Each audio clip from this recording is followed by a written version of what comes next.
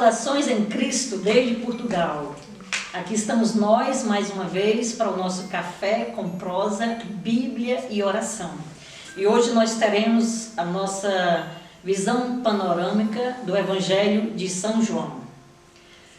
Vamos iniciar como sempre fazemos, pedindo a Deus que nos auxilie através do seu Espírito para que possamos assimilar aquilo que Ele sabe que é essencial para as nossas vidas e caminhada com Ele. Vamos orar. Pai, muito obrigada por mais essa oportunidade que o Senhor nos concede. Tu és essencial no meio de nós. E a Tua promessa de que aonde estiverem 2 ou 3 reunidos em Teu nome, ali o Senhor estaria presente.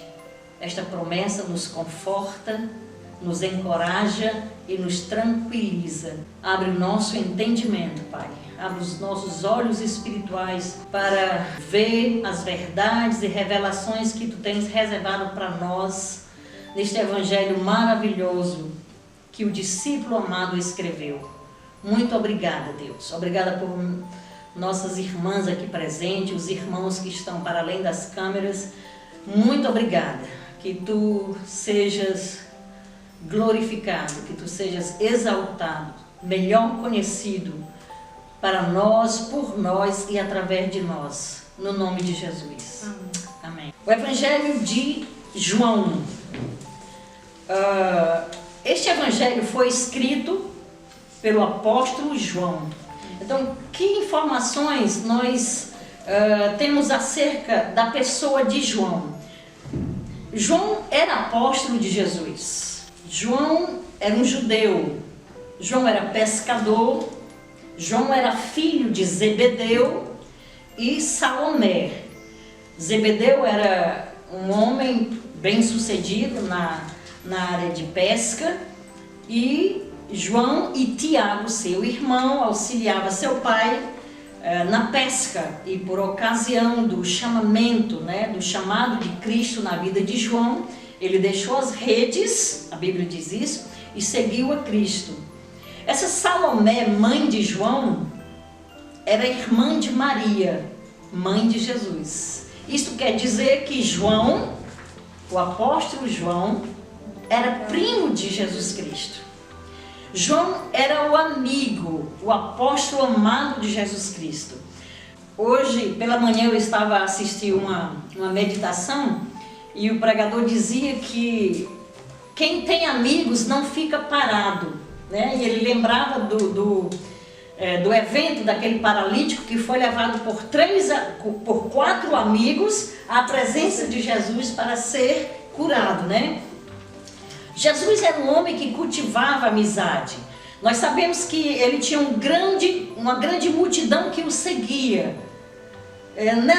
Nessas multidões que seguiam a Jesus, havia um grupo mais seleto de 500 que testemunharam a sua ressurreição. Dentre esses 500, nós sabemos que havia um grupo menor de 120, aqueles que estiveram à espera da promessa da descida do Espírito Santo. Dentre esses 120, tinha um grupo menor de 70, que Cristo investiu sua vida, treinou e o enviou a diferentes vilarejos, aldeias, para pregarem o Evangelho. Dentre esses 70, havia um grupo mais especial dos 12, os 12 discípulos, os 12 apóstolos, os 12 amigos mais próximos de Cristo, a quem Cristo investiu seu tempo, para quem Cristo transferiu a sua vida. E dentre esses 12, nós observamos nos evangelhos que havia um grupo de 3, mais íntimos, mais achegados. E esses 3 eram Pedro, Tiago e João. E eles compartilharam de momentos preciosos com Jesus Cristo. Momentos significativos, momentos importantes, como a subida no monte, no momento da transfiguração, no jardim do Getsêmani, quando Jesus levou os 3 mais achegados para estarem a interceder e a orar por ele naquele momento difícil. E o apóstolo João, a Bíblia fala-nos que naquela ceia do Senhor, em que Jesus anuncia que um dentre eles iria traí-lo. E o Evangelho fala que havia um discípulo que reclinava a cabeça no ombro de Jesus. Esse era o Evangelho, era o apóstolo João. Até Pedro disse, como que querendo dizer, tu és mais achegado, pergunta a ele quem é que vai trair. Então, este discípulo amado é o autor deste Evangelho. E nós vemos aqui, pode passar o Evangelho de João, lá no capítulo 21, nós vemos uma parte interessante, quando estavam juntos, Pedro e o discípulo amado. Pedro e João. João capítulo 20, versículo 21. Isso é a ocasião de uma aparição de Jesus ressurreto, né? Pedro, voltando-se, viu que o seguia o discípulo a quem Jesus amava, e que na ceia se reclinara sobre o seu peito e dissera, Senhor, quem é este que há de trair? Vendo-o Pedro, perguntou a Jesus, Senhor, e este, que será dele? Então, Jesus, ressurreto, apareceu ali, e estava Pedro e João. E Pedro perguntou para o Senhor, o que vai acontecer com este teu discípulo amado? Senhor, e deste, o que acontecerá? O que será? Olha a resposta de Jesus. Respondeu-lhe Jesus, se eu quero que ele permaneça até que eu venha, que te importa? Segue-me. Eu não sei se as irmãs estão a perceber. Nos versículos seguintes nós vemos que por conta desse episódio divulgou-se o que Jesus falou de forma distorcida. Aqui no versículo 23. Então divulgou-se entre os irmãos este dito, que aquele discípulo não havia de morrer. Ora, Jesus, porém, não disse que ele não morreria, mas, se eu quero que ele permaneça até que eu venha, o que te importa a ti? Então, na época de Jesus, aquele ditado que nós dizemos assim, quem conta um conto, aumenta um ponto. Isso aconteceu aqui entre eles, porque Jesus não disse para Pedro, ele não vai morrer, ele não vai experimentar a corrupção da morte. Jesus não disse isso. Se eu quero que ele permaneça até que eu venha, o que te importa, Pedro? Tu me segues. Aí ele termina dizendo assim, este é o discípulo que testifica destas coisas e as escreveu. Então, João aqui se identifica como sendo aquele discípulo amado e que escreveu essas coisas que estão aqui no seu Evangelho. Vamos aqui para a nossa apostila. O autor, então, é o apóstolo João. Nós vamos destacar o versículo-chave, que está logo no primeiro capítulo, no versículo 14. E o Verbo se fez carne e habitou entre nós, e vimos a sua glória, como a glória do unigênito do Pai, cheio de graça e de verdade. João já deixa bem claro no seu primeiro capítulo que o propósito do seu Evangelho é inspirar fé em Cristo Jesus como o Filho de Deus. Nós temos também o texto-chave de João 20, 21. João tem um objetivo bem claro de destacar sinais, que a gente pode dizer milagres, que testificam a divindade de Cristo. O objetivo de João é provar que Jesus Cristo era de fato o Filho de Deus.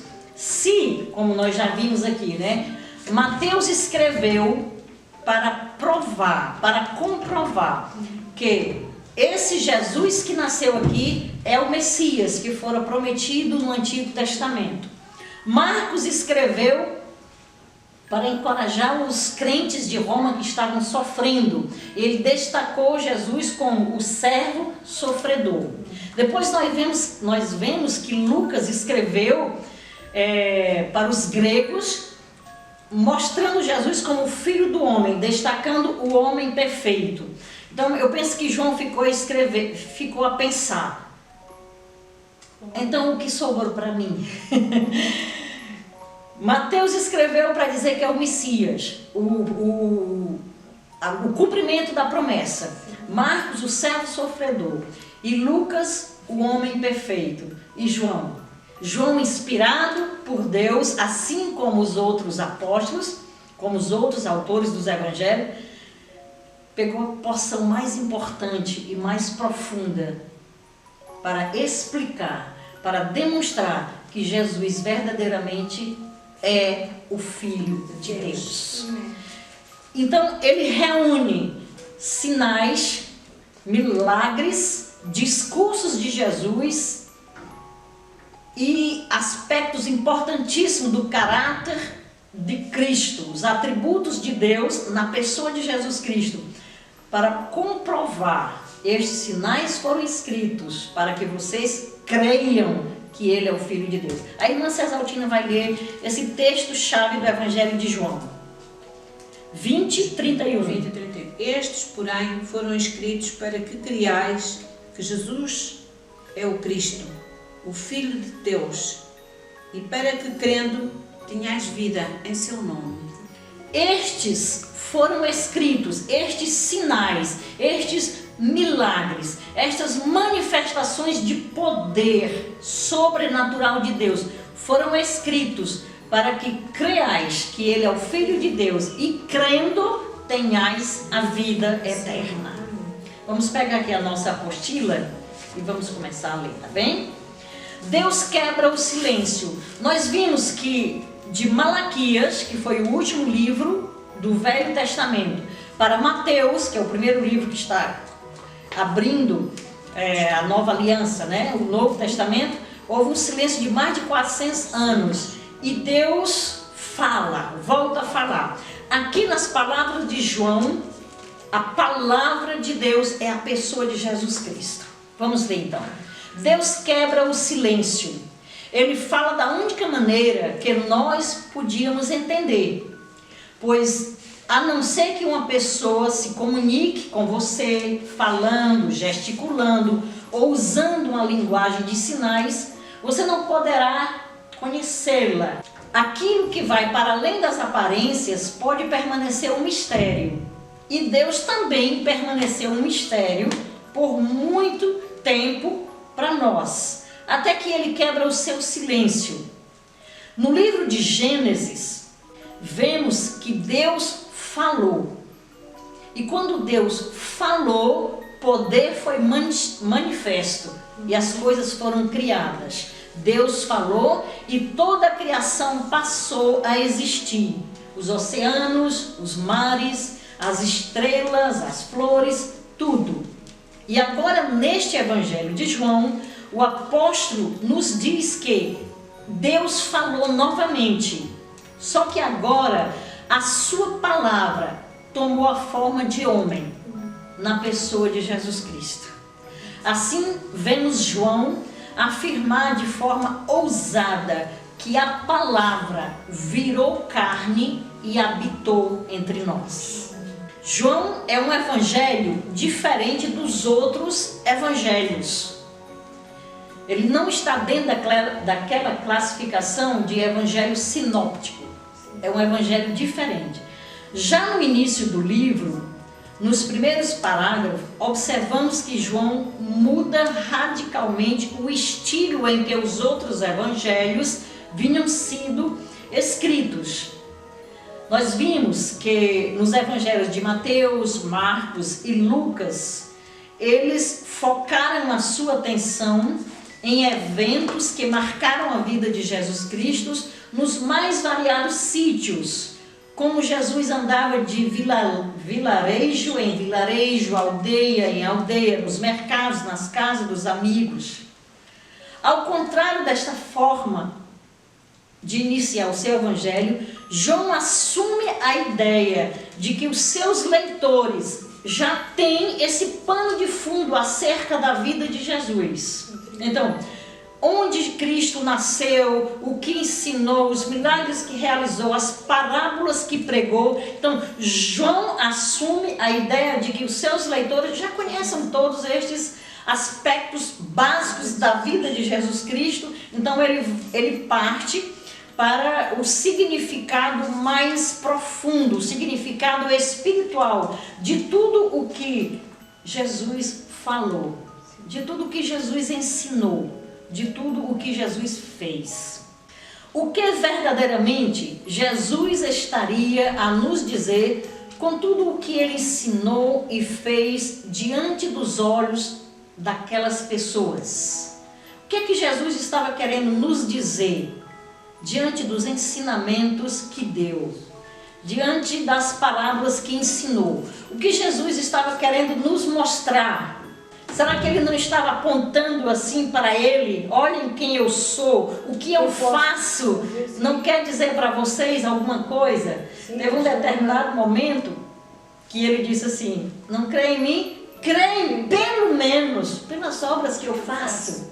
Já na sua primeira sentença, João enfatiza a divina natureza de Cristo. Ele não descreve acerca de nenhuma figura daquele primeiro Natal em Belém. Não há pastores, não há estábulos, não há magos presentes, não há nada.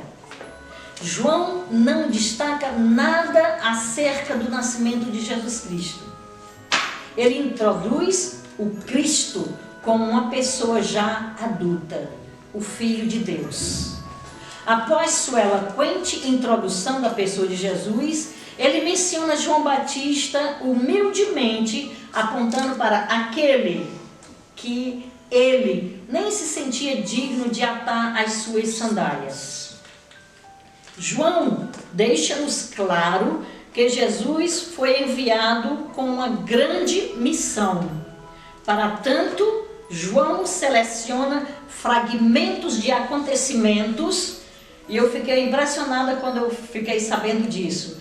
Durante 20 dias da vida de Jesus, é como se João estivesse a observar a Cristo durante um período de 20 dias e cuidadosamente anotou fragmentos dos acontecimentos que Jesus fez, falou, ensinou, realizou apenas em 20 dias.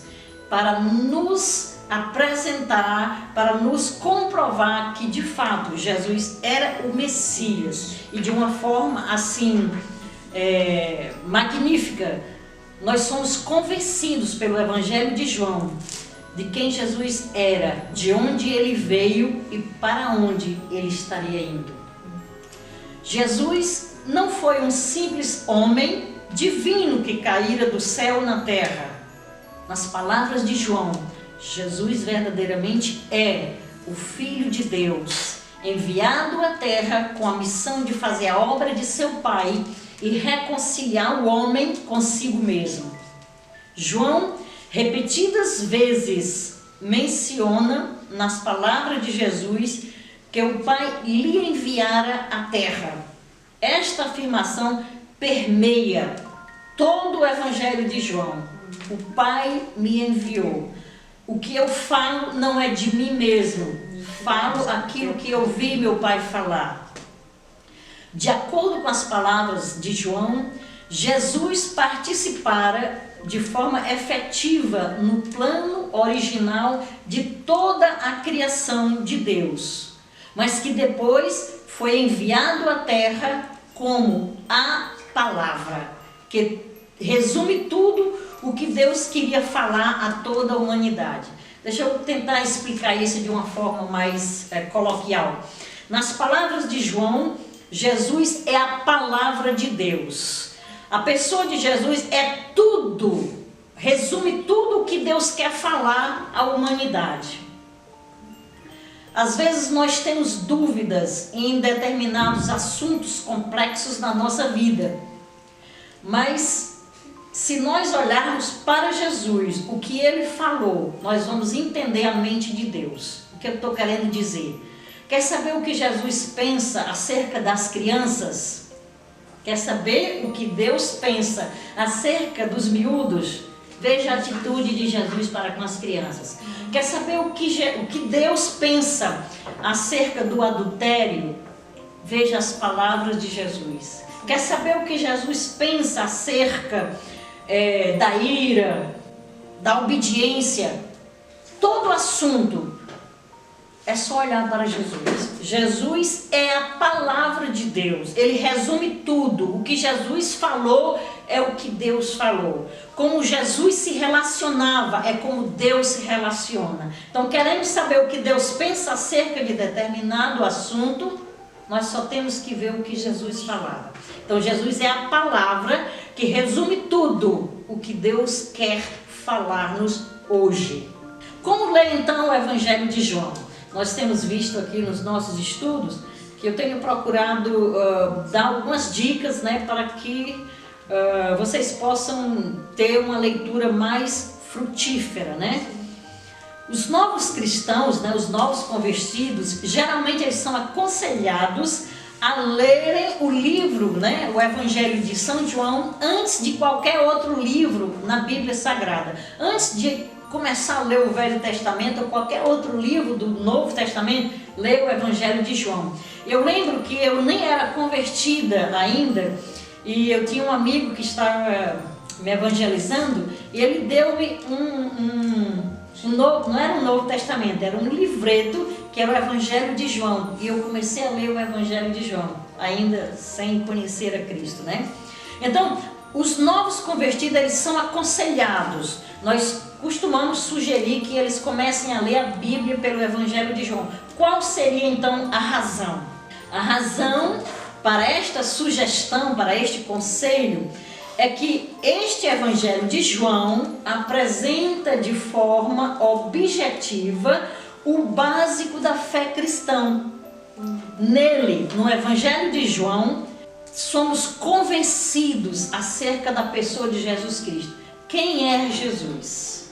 No Evangelho de João, nós temos percepção do diagnóstico do problema, da doença universal do pecado que separa o homem de Deus. Então, no Evangelho de João, nós vemos o diagnóstico do problema da humanidade, que é o problema do pecado que separa o homem de Deus. No Evangelho de João, nós também percebemos de forma enfática, clara, sucinta, o que é necessário para nos converter, para termos comunhão com Deus e entrar no reino dos céus. Entenderam agora qual é o básico da fé cristã? Quem é Jesus? O problema da humanidade. O que fazer para resolver esse dilema da separação com Deus? O que é que eu tenho que fazer para converter-me? Ser reconciliada com Deus, poder não só ver, mas entrar e viver e expandir o reino de Deus. Esta é a razão porque costumamos aconselhar os novos convertidos a ler o Evangelho de João. Neste Evangelho, vamos encontrar versículos e frases de Cristo que ficaram bem conhecidas mundialmente. Tipo, eu sou.